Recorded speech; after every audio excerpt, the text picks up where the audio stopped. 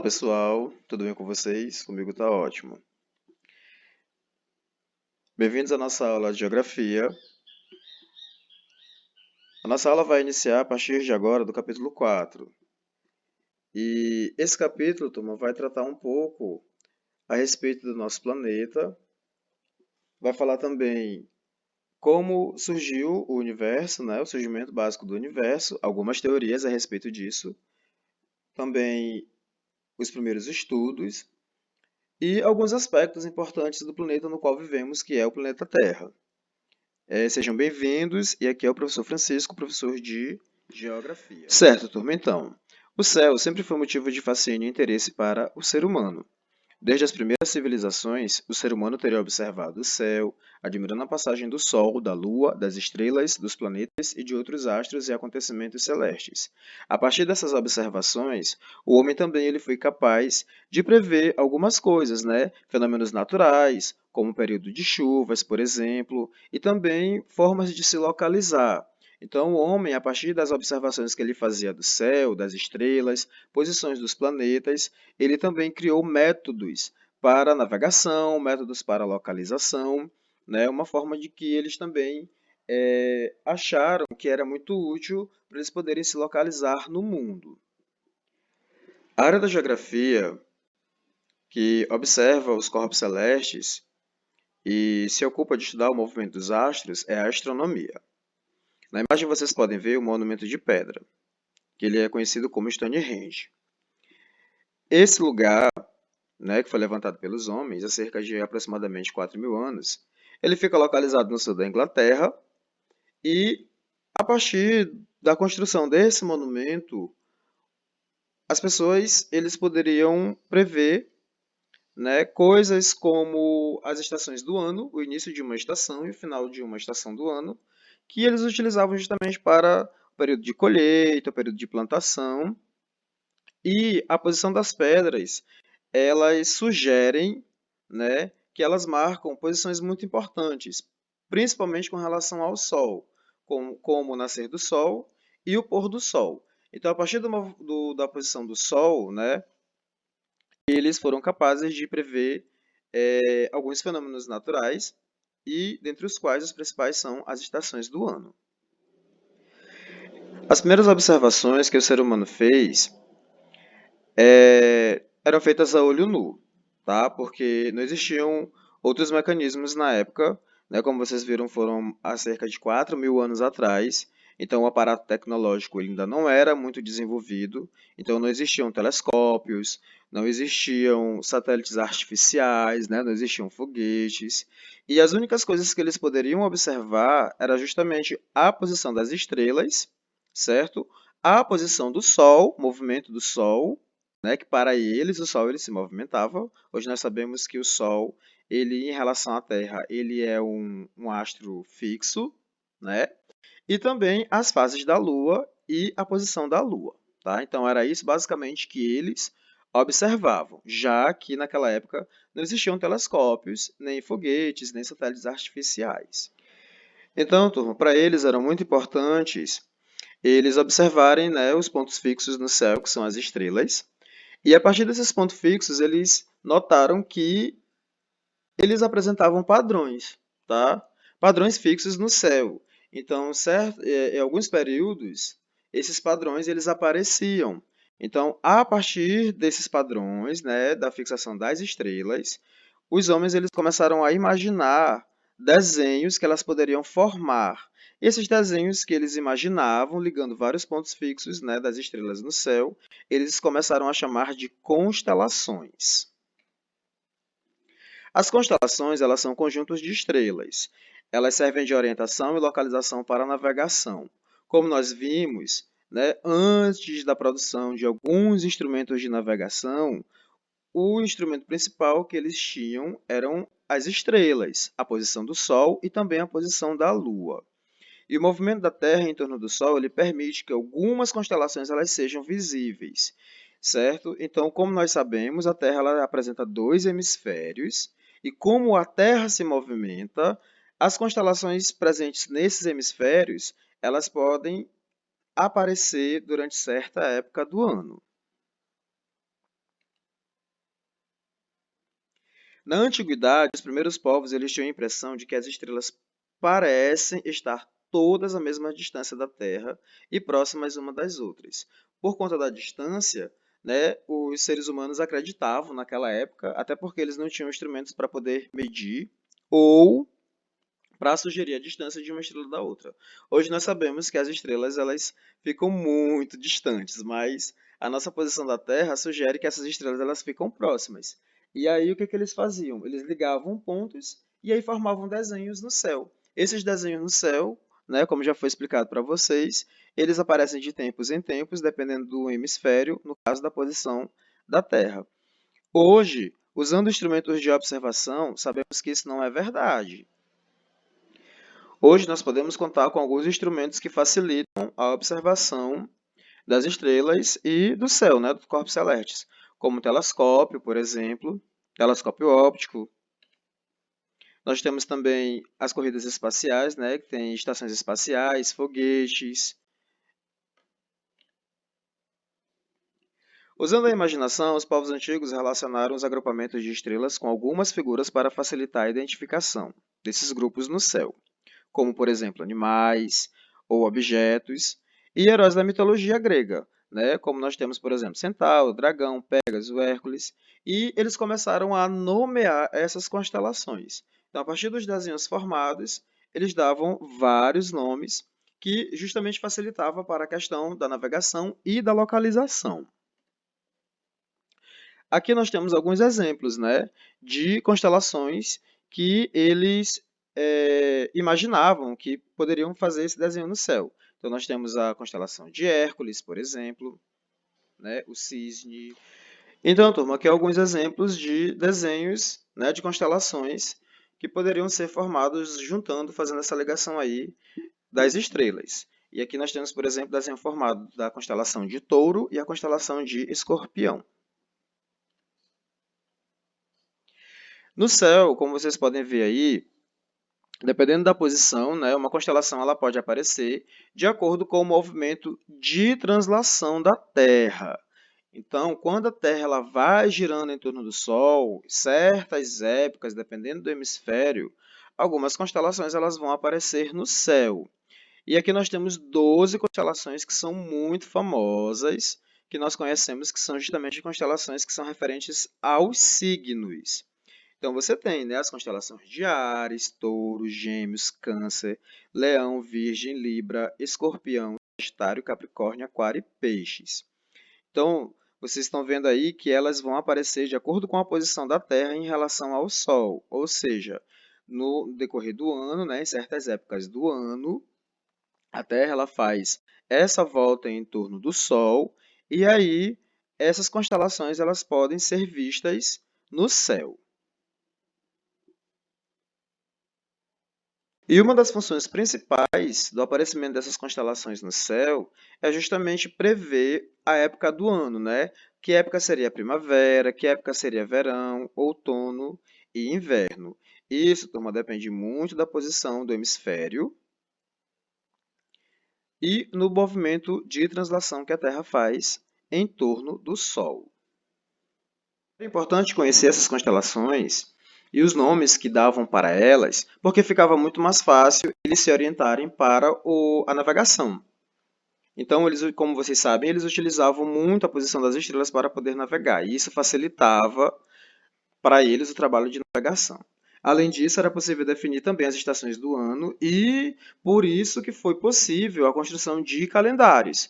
Então, dependendo da posição da Terra, né, no movimento de translação que ela fazia, essas constelações elas apareciam, né, no decorrer do ano, dependendo do hemisfério, e a partir do aparecimento dessas constelações era possível foi possível, na verdade, fazer os calendários que são esses que nós conhecemos hoje. Então, hoje nós sabemos que o ano ele é dividido em meses, né, uma quantidade aí de meses, e cada mês tem uma quantidade de dias. Então, o calendário que nós conhecemos hoje, ele só foi possível devido a essas observações, tá? Justamente pelo aparecimento dessas constelações no céu. Atualmente, os astrônomos, eles dividem o céu basicamente em 88 constelações. Então, as mais famosas que nós conhecemos são as 12, né, que são os signos do zodíaco, porém, no total, nós temos 88 constelações. Então, são vários desenhos, né, que eles puderam construir, aí totalizando em 88 constelações. A astronomia, turma, ela é uma ciência relativamente antiga, né, aí dentro dos conhecimentos das civilizações. Os registros astronômicos mais antigos, eles aparecem entre os chineses, babilônios, assírios e egípcios, que são justamente as civilizações consideradas mais antigas. Elas datam aproximadamente de 3.000 anos antes de Cristo. E no começo, os astrônomos eles eram estudados mais por motivação mística, ou seja, eles acreditavam, né, que o céu ele tinha um poder oculto, uma natureza oculta que eles queriam descobrir, porque eles eram muito motivados a estudar a questão dos deuses, né? Então tem todo um mito aí voltado para o estudo da astronomia. Esses povos acreditavam que os corpos celestes eles tinham influência sobre a vida na Terra. Com o tempo, passaram a se estabelecer relações matemáticas para analisar as variações observadas nos movimentos da Lua e dos planetas, permitindo a contagem do tempo a partir dos ciclos que se repetiam no céu, montando-se calendários prevendo-se a melhor época de plantio e de colheita. Então, a partir dessas observações, é que foi possível eles criarem esse calendário, né, a partir dessas observações, e aí eles também determinavam as melhores épocas para plantar e para colher. Então, foi muito importante para esse período aí do desenvolvimento da agricultura. Já nas Américas, nós temos os Quechuas, né, do Império Inca. Temos também os Maias e os Astecas, que desenvolveram calendários e diversos monumentos foram construídos de acordo com alinhamentos astronômicos. Então, eles também tinham essa questão do fascínio pela posição do Sol, tá? E os benefícios que a posição dessa estrela trariam para esse povo. Então, por isso que eles foram também uma civilização muito bem desenvolvida, porque eles dominavam muito bem a questão da observação do Sol e do movimento da Terra e da Lua, tá? Então, para eles isso foi muito importante para o desenvolvimento dessas civilizações.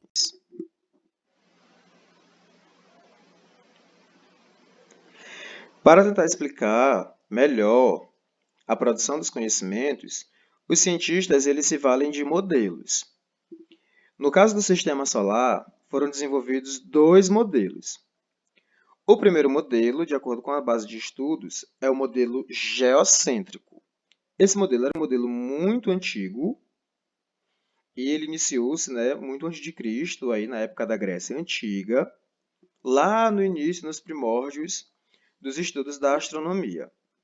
O nome geocêntrico, ele sugere que a Terra era o centro do universo, uma vez que esse prefixozinho, o prefixo geo, ele significa terra, e cêntrico, ele faz referência a centro. Então, para eles, a Terra era o centro do universo, porque, baseado nas observações, o que eles achavam? Eles acreditavam que a Terra era fixa e que o Sol e os outros astros giravam em torno dela. Então, os gregos desenvolveram a astronomia e procuraram explicar os fenômenos naturais pela própria natureza, observando que muitos astros mudavam de posição. Vários modelos foram elaborados para descrever seus movimentos, entre eles os modelos geocêntrico e heliocêntrico. Então, no caso do modelo geocêntrico, eles acreditavam que a Terra era fixa e os astros giravam em torno dela. Já muito tempo depois, com várias observações de vários astrônomos, entre eles, né, nós temos Galileu Galilei, né, que ele se ocupou muito de observar a posição da Terra e dos outros astros, foi desenvolvido um modelo bem mais elaborado, que é o modelo heliocêntrico, baseado nessas observações. O modelo heliocêntrico, como o nome sugere, ele vai colocar o Sol como o centro do sistema solar, certo? O nome hélio, ele faz alusão a Sol, porque esse prefixo aí, turma, esse prefixo, nesse nome Hélio, ele faz associação com o deus grego Apolo. E na mitologia grega, esse deus grego ele se ocupava de carregar o sol. Ele tinha uma carruagem, e aí nessa carruagem era presa ao sol, e aí ele corria todo o planeta carregando esse sol nessa carruagem. E aí, a partir daí que eles explicavam por que existia o dia e por que existia a noite, tá? Porque esse deus ele fazia essa corrida pelo céu, carregando o sol na sua carruagem. E a partir daí, né, eles criaram o modelo heliocêntrico. Então, hélio faz associação ao Sol e cêntrico, né, faz associação ao termo de centro. Então, no modelo heliocêntrico, que é o que nós estudamos atualmente, que foi o que ficou comprovado cientificamente, que é o correto, o modelo heliocêntrico, ele sugere que o Sol ele é o centro do sistema solar. Nesse caso, nós temos aí, turma, que um modelo é a representação de uma ideia ou um sistema, cuja finalidade é explicá-los para facilitar a sua compreensão. Então, antigamente, pelas observações, eles tratavam o sistema como geocêntrico, porém, hoje, nós sabemos que o modelo que é obedecido é o heliocêntrico. O modelo geocêntrico proposto pelo filósofo grego Aristóteles, né, observem aí a época, que é de 384 a.C., ele imaginava a Terra como centro do universo e os corpos celestes eles giravam ao seu redor. Então, a ideia do geocentrismo ele permaneceu durante muito tempo, né, até o século XV, e era defendida até pelo Ptolomeu, que era também um astrônomo muito famoso. Já o modelo heliocêntrico, o Sol passa a ser considerado o centro do universo e os astros giram ao seu redor. Alguns cientistas, né, alguns astrônomos que defendiam essa ideia era Aristarco de Samos, né, ele foi o primeiro que defendeu essa ideia. Aí nós temos também Nicolau Copérnico, que trouxe também essa ideia, né, ele defendia a ideia do heliocentrismo, porém ela foi difundida, né, mais famosa com relação a Galileu Galilei, que foi um outro astrônomo que ele defendeu muito o heliocentrismo. Ele, inclusive, chegou a provar a sua teoria com base nas suas observações, até porque ele tinha instrumentos e cálculos muito mais elaborados que sustentavam essa ideia. Porém, Galileu Galilei ele não foi reconhecido na época desses estudos, tá? Por quê? Porque a igreja naquela época, né, a igreja católica naquela época, ela que detinha os conhecimentos de tudo. Então, eles não aceitavam o modelo heliocêntrico. Só depois de muitos anos, depois que ele morreu, foi que o modelo heliocêntrico ele foi aceito pela igreja. Pela comunidade científica, ele já era aceito já há bastante tempo, né? Só que a igreja ela se retratou muitos anos depois da morte de Galileu Galilei. Né? Então, aqui nós temos algumas imagens, né, de astrônomos como Nicolau Copérnico e Galileu Galilei. Aqui alguns instrumentos que Galileu Galilei usava, né, como os telescópios que ele mesmo desenvolveu para observar os astros. Aqui alguns esquemas, né, que Copérnico, Cláudio Ptolomeu também desenvolveram para explicar a teoria deles, né, que era a questão do sistema heliocêntrico. Então, todos eles aqui nós temos um esquema indicando o sistema geocêntrico, ó, tá? A Terra como centro e aqui os astros que estão girando em torno dela. E aqui nós temos o modelo heliocêntrico. Então, o Sol como centro e os outros planetas girando em torno dele. Então, alguns conceitos básicos que nós temos em astronomia. Então, nós temos universo, galáxia, nebulosa, estrela e planeta. Então, esses são basicamente os corpos celestes que a astronomia estuda. Então, o universo, de forma geral, é tudo aquilo que existe no espaço, no tempo e todas as formas de matéria, incluindo todos os planetas, as estrelas, as galáxias, os componentes do espaço intergaláctico, as partículas subatômicas e energia, e é considerada o cosmos. Então, tudo que tem no universo, a gente chama de cosmos. Já a galáxia são formadas por estrelas e nebulosas. Ela pode conter milhões ou bilhões de estrelas e possui várias formas, né? Várias formas variadas, vários tipos de estrela. A nossa galáxia, por exemplo, é a Via Láctea e ela tem centenas de bilhões de estrelas e nebulosas. Já uma nebulosa é uma nuvem de gás, né, e poeira que representam a maior parte do universo. As estrelas, elas são corpos celestes que emitem calor e têm luz própria, ou seja, são astros luminosos, porque eles emitem luz. Eles causam altíssimas temperaturas, né, no seu interior. A constelação é um grupo de estrelas ligado por linhas imaginárias que formam um desenho. Então, isso nós já conversamos um pouco, né, que as pessoas eles acreditavam que as estrelas eram próximas, então eles faziam ligações formando esses desenhos, no qual são chamados de constelações. Então, a constelação ele é um conjunto de estrelas. Já o planeta ele é um corpo iluminado. Então, todos os outros corpos eles são iluminados pelas estrelas. Isso inclui planetas, luas, né, que são satélites naturais, e outros corpos celestes, como meteoros, meteoritos. Tudo aquilo que está em torno de uma estrela, eles são iluminados por ela. Então, a estrela é um corpo luminoso, porque ele tem luz própria, e planetas e os outros astros são corpos iluminados. O universo por si só, né, é um conjunto de galáxias, né, que nós sabemos que os corpos celestes eles vão estar inseridos nas galáxias, e várias galáxias em conjunto eles vão formar o universo.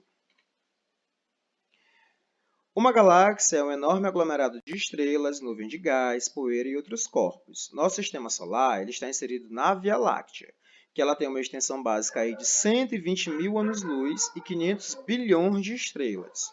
Turma, lembrando que ano-luz é uma medida de distância, tá? É uma medida de distância e não uma medida de tempo. A questão da expressão anos-luz é que o tempo estipulado de uma viagem dentro da velocidade da luz, ela demoraria esse tempo. Mas a expressão anos-luz é usado para medir distância e não o tempo.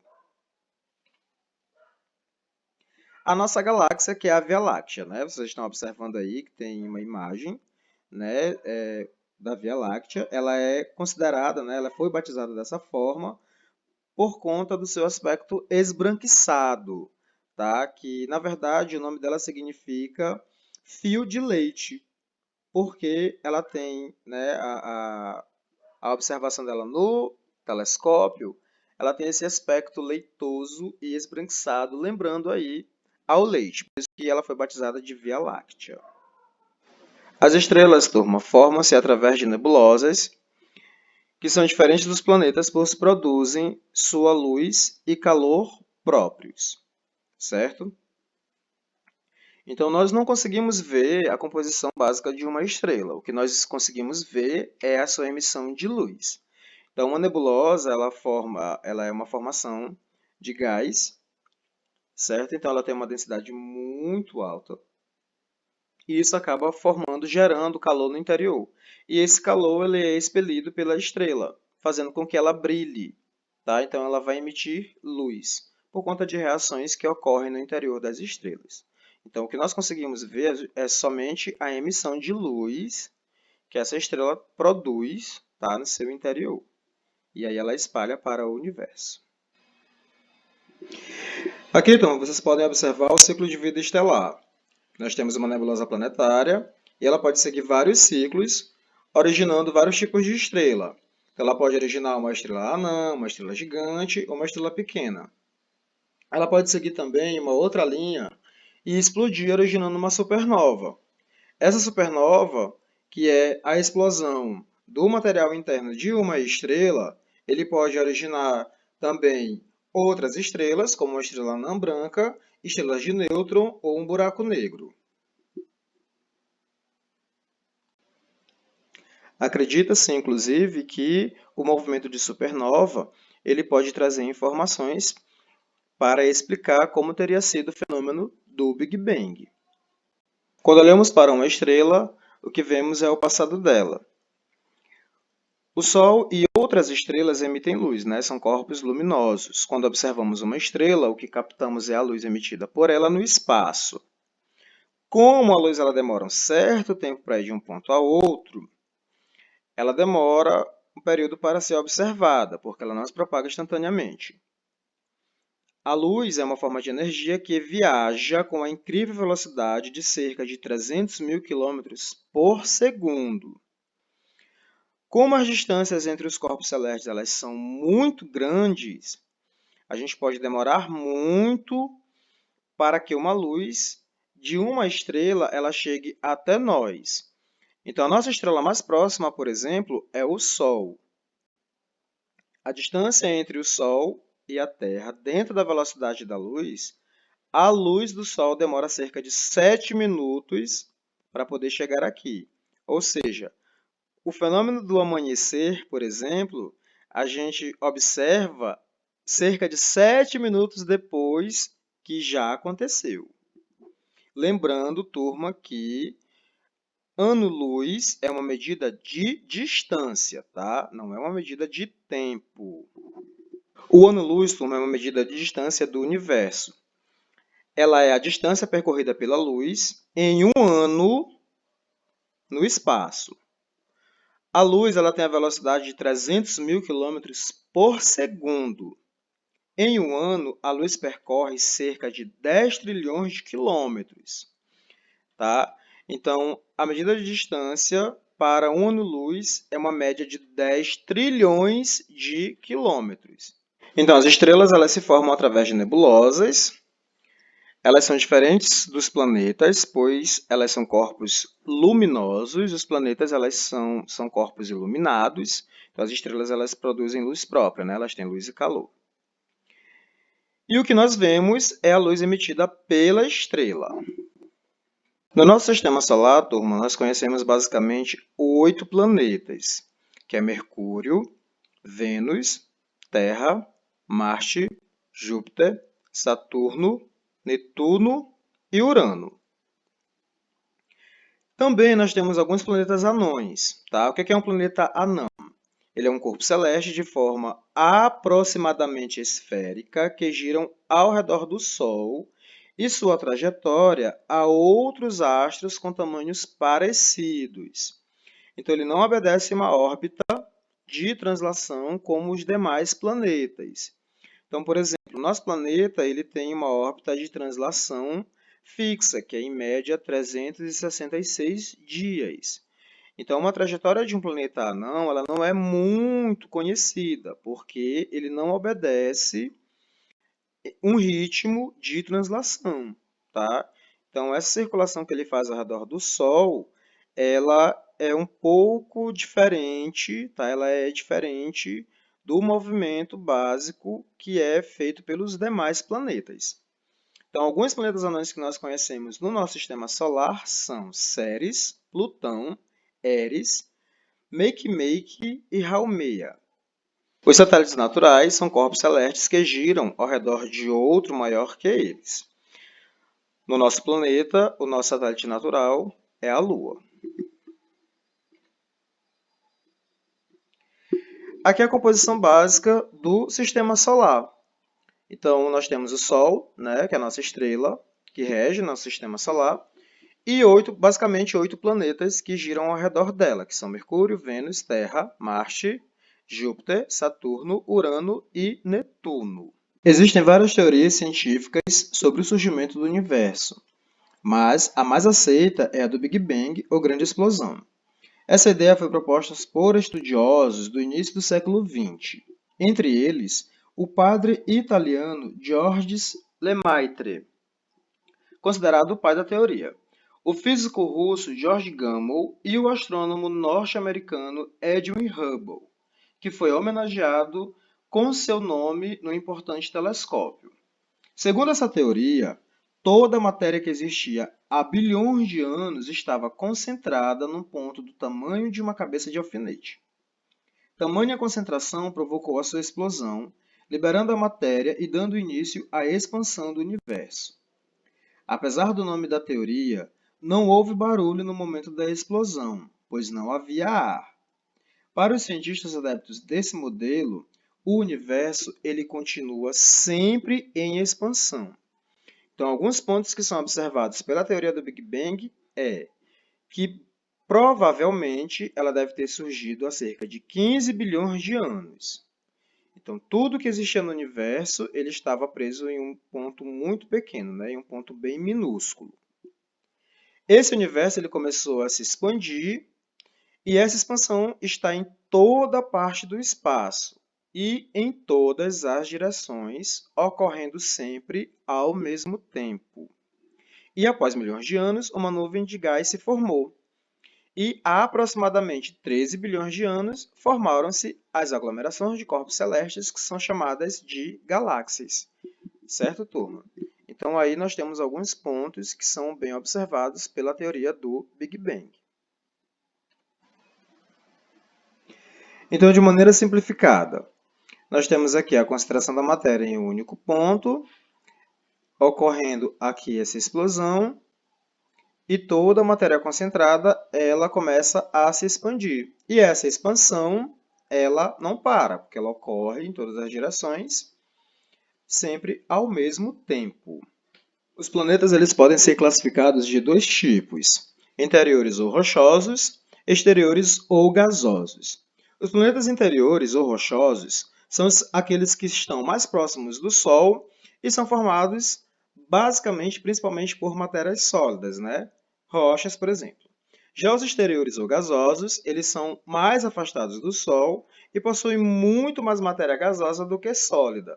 Isso acontece, turma, porque a gravidade do Sol ele não exerce tanta força nesses planetas quanto exerce nos planetas que são mais próximos, né? Que são os mais próximos do Sol são Mercúrio, Vênus, Terra e Marte. Então, a superfície desses planetas é basicamente uma superfície rochosa. Lembrando que indícios de vida só foram observados no planeta Terra. E água também na fase líquida, ela só foi observada, né, até agora, até esse momento, no nosso sistema solar. A água em fase líquida também só foi observada no planeta Terra. Já os planetas gasosos, que são aqueles que são mais afastados, que é Júpiter, Saturno, Urano e Netuno. Aqui vocês podem observar, né, numa tabela, algumas informações básicas desses planetas que formam o nosso sistema solar, como, por exemplo, a distância média do Sol, o período deles de translação, o período deles de rotação, o diâmetro, né, que esses planetas apresentam, a massa, né, desses planetas, a temperatura, né, média na sua superfície, a densidade média que esses planetas podem apresentar, o número de satélites naturais, como vocês podem observar, quanto maior o planeta, maior número de satélites ele pode ter, né, e também quanto mais longe do Sol ele também pode apresentar um grande número de satélites, uma vez que esse satélite ele vai ter esse planeta como referência. Então, nós temos aqui, por exemplo, ó, Mercúrio não tem nenhum satélite, Vênus não tem nenhum, a Terra tem uma Lua, Marte tem duas, Júpiter tem 63 satélites naturais, Saturno tem uma média de 47 satélites naturais, Urano tem 27 e Netuno tem 13. Esses satélites naturais, turma, são comumente chamados de luas, tá? E nós temos a estrutura interna de cada planeta. Então, ele vai mostrar para vocês a superfície do planeta, né? A questão da crosta, do manto, do núcleo, né? O núcleo interno, o núcleo externo. Enfim, a estrutura interna desses planetas. Mercúrio é o planeta mais próximo do Sol. Ele é menor em tamanho, ele apresenta muita variação de temperatura.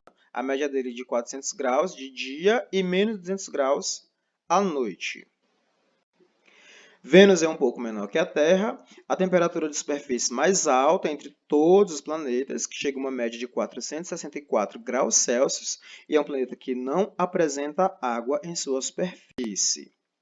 O planeta Terra ele é o terceiro planeta mais próximo do Sol.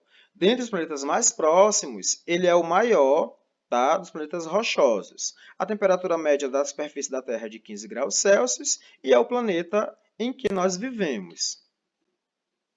Marte tem uma temperatura superficial que varia de 25 a menos 120 graus Celsius. Não apresenta água em forma líquida, porém em seus polos encontra-se água congelada.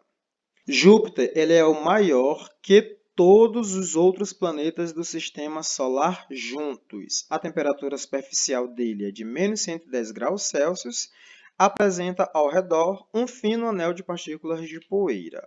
Saturno é o segundo maior planeta do Sistema Solar e ele é famoso por seus anéis, formados por rochas e pedaços de gelo que giram ao seu redor. A temperatura média da sua superfície é de menos 180 graus Celsius.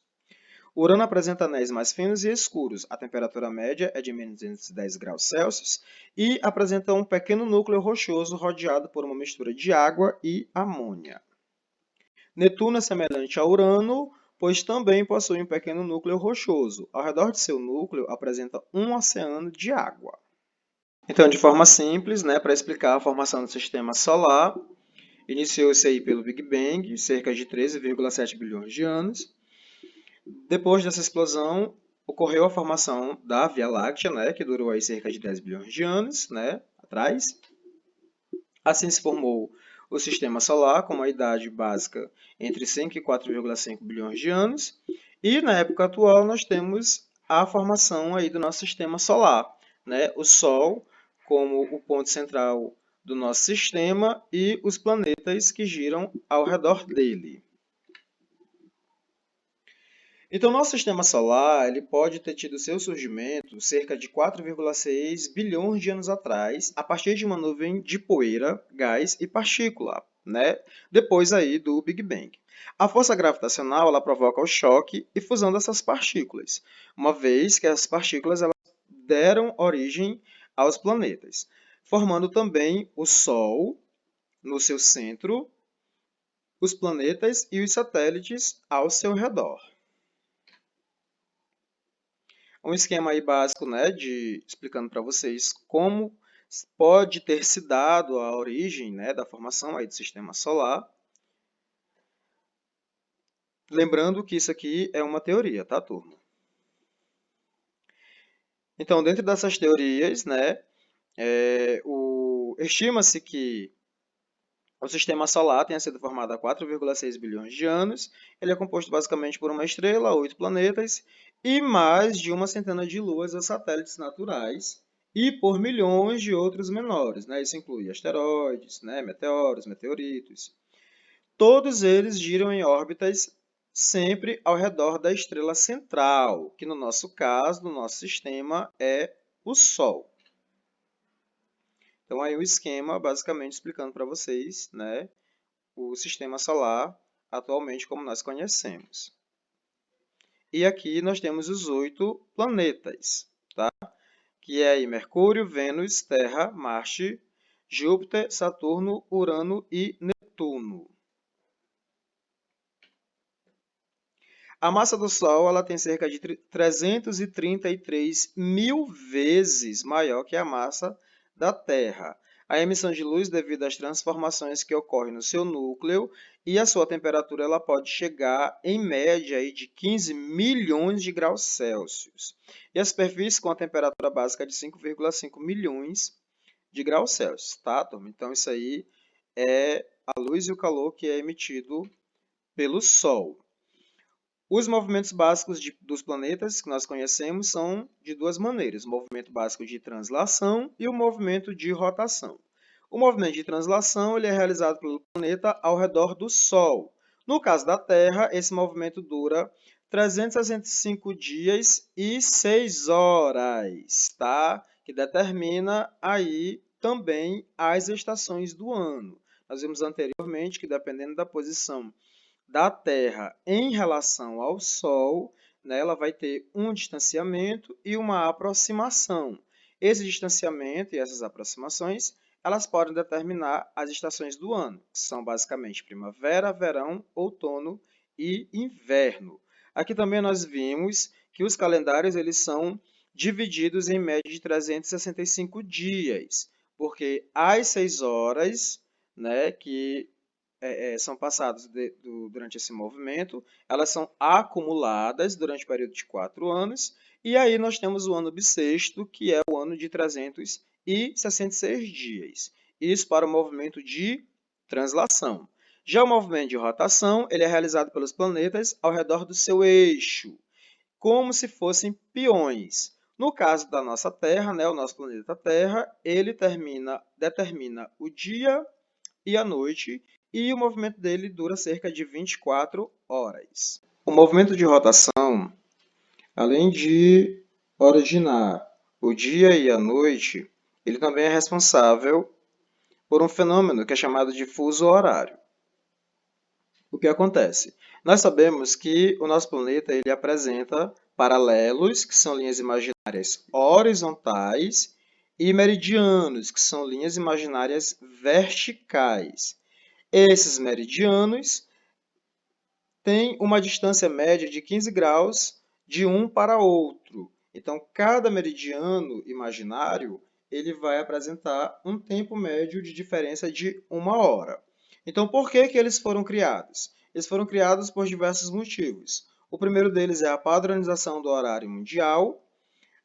Também tem a importância de maior integração do mundo, possibilitou a velocidade do avanço tecnológico e melhora o sistema de comunicação mundial, uma vez que nós sabemos que os horários de um país ou uma cidade, de um certo local, é diferente do outro. Então, os meridianos, no caso os fusos horários, eles servem para a gente entender melhor como funciona essa diferença de horários de um lugar para outro. O meridiano base para a medida desses fusos horários, que é o fuso horário inicial, é o meridiano de Greenwich. Ele é localizado a 0 graus de longitude. Lembrando, turma, que os fusos horários eles só trabalham com meridianos. Então, nós só vamos fazer essa associação com longitude, ou seja, sentido leste-oeste. Então, como calcular, qual o método para calcularmos a distância de um meridiano para outro, Como calcular o fuso horário? A gente pega, primeiramente, a circunferência total da Terra, que é 360 graus, dividido pelo movimento de rotação da Terra, que é, em média, 24 horas. Então, dividindo a circunferência total da Terra de 360 graus pela quantidade de horas, que é a volta que a Terra dá no seu próprio eixo, conhecido como movimento de rotação, nós temos aí um resultado médio de 15 graus, ou seja, 15 graus de fuso horário, ele vai indicar para você a diferença de 1 hora ou um fuso. E aí o sentido de localização, como nós vimos, é a interação dos meridianos sentido leste-oeste, oeste-leste. A Terra gira no sentido básico de oeste-leste, tá? De oeste para leste. Então, quando você for medir a distância de um meridiano no sentido leste, adiciona-se 1 hora. Se for medir a distância de um meridiano para o sentido oeste, a gente diminui 1 hora. Lembrando vocês, turma, que o fuso horário ele leva em conta somente a longitude, tá? Ou seja, 180 graus leste até 180 graus oeste. E no Brasil, como que funciona o fuso horário no Brasil? O Brasil ele tem uma distância longitudinal de basicamente 4 fuso horário, tá? Então ele é cortado em média por 4 meridianos, portanto o Brasil ele possui 4 fusos. Então o primeiro ele vai atingir a ilha de Fernando de Noronha. O segundo ele vai ser registrado em 20 estados do Brasil. Esse é o horário oficial de Brasília. O terceiro, apenas 4 estados e grande parte da Amazônia utilizam, que é justamente parte do hemisfério norte, que pega ali cerca de Tocantins, tá, até o estado do Amazonas. E o quarto, nós temos o Acre e uma outra parte do Amazonas que também usa. Então, por o Brasil ser cortado por 4 tipos, né, por 4 meridianos, então ele vai apresentar 4 fusos horários diferentes. As estações do ano dependem das diferenças na incidência da luz sobre a Terra. Por isso que essas incidências elas são causadas ou pela aproximação do planeta do Sol ou do afastamento do planeta, né? A quantidade de luz que chega à Terra ela não é a mesma em todos os pontos de sua superfície. Ela vai depender da inclinação da Terra, do movimento, da aproximação, do distanciamento.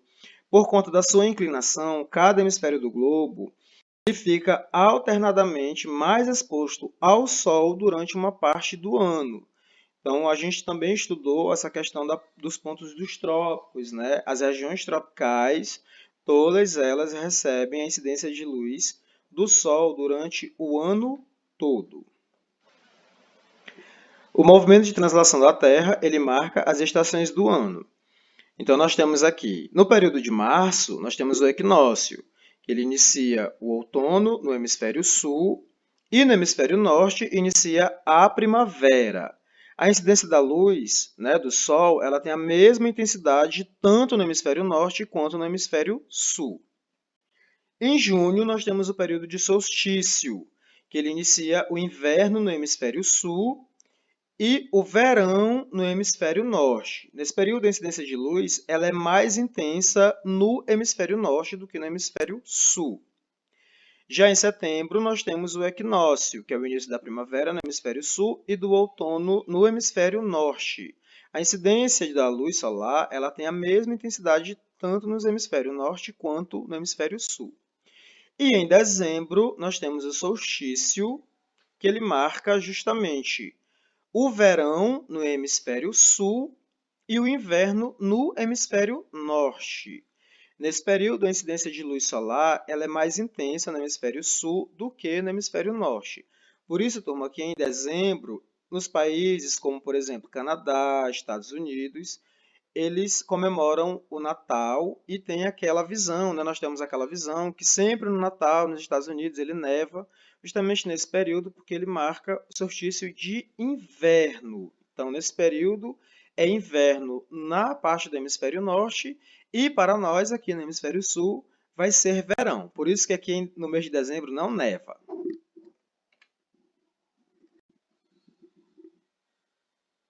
Lembrando, turma, que sempre uma estação do ano no hemisfério ela é oposta a outro. Então, quando é inverno no hemisfério norte, no hemisfério sul é verão. Quando é outono no hemisfério norte, no hemisfério sul é primavera.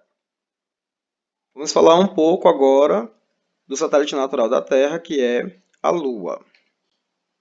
Então, a Lua apresenta um diâmetro médio de 3.476 quilômetros. A Lua não apresenta atmosfera, nem água e nem vida. A parte interna da Lua é completamente solidificada e em sua superfície existem muitas crateras. A Lua também apresenta um movimento chamado de movimento de revolução, que é justamente uma volta completa ao redor da Terra em aproximadamente 27 dias e 8 horas.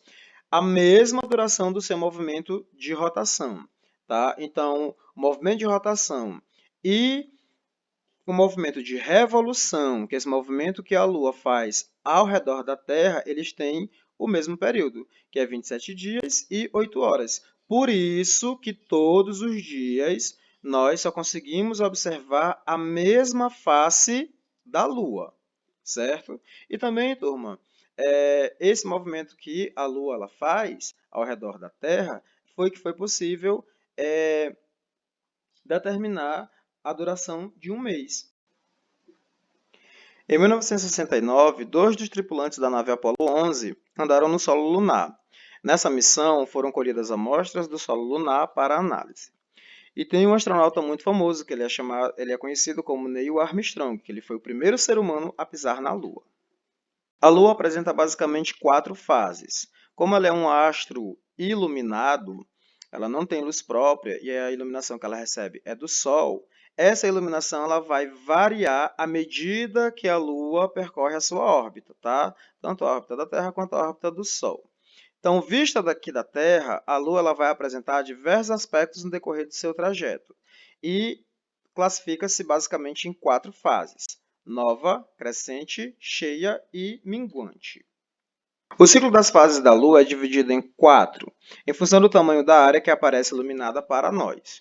Então, é classificado como nova, quarto crescente, cheia e quarto minguante. Já os eclipses, eles são classificados de duas maneiras. Nós temos os eclipses solares e os eclipses lunares. O eclipse solar, a Lua e o Sol e a Terra, eles se encontram sobre a mesma reta e a Lua passa na frente do Sol. Tá? Então, ela fica localizada, fica posicionada entre o Sol e a Terra. No eclipse solar, ele acontece de vez em quando, porque o plano da órbita lunar ele é inclinado em relação ao plano da órbita da Terra. Se as duas órbitas estivessem no mesmo plano, nós teríamos um eclipse solar por mês. Já o eclipse lunar, a Terra fica exatamente entre o Sol e a Lua. A sombra da Terra ela é projetada sobre a Lua, fazendo-a sumir total ou parcialmente. Os eclipses lunares ocorrem sempre na fase da Lua cheia, porque é nessa ocasião que a Terra está entre o Sol e a Lua. Então, turma, essa foi a nossa aula. Obrigado pela atenção de vocês. Bons estudos e até a próxima.